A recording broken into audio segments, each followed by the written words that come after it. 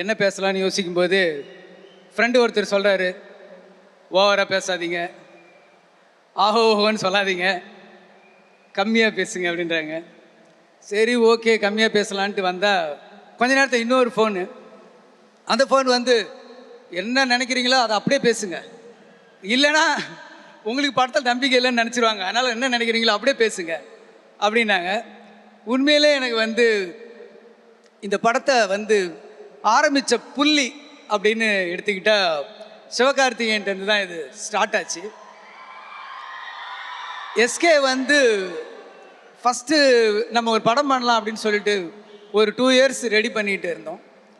எப்பயுமே சொல்லுவாங்க, சினிமாவில் வந்து ஒரு சினிமாவில் ஒரு வெற்றிக்கு குறி வைக்கணும்னா ஒரு பறவை இங்கே போகுதுன்னா அங்கே அங்கே அங்கே அடிக்கக்கூடாது, அந்த பறவை இங்கே இந்த ஸ்பீடில் இங்கே வரும்னு சொல்லி இங்கே தான் அடிக்கணும் அப்படின்னு சொல்லுவாங்க பொதுவாக. ஆனால் எஸ்கேவை பொறுத்த வரைக்கும் அவரோட வளர்ச்சி பார்த்தீங்கன்னா நம்ம ஸ்கிரிப்ட் பண்ணி முடிக்கும் போது அவர் வேறு இமேஜில் போயிருப்பார்.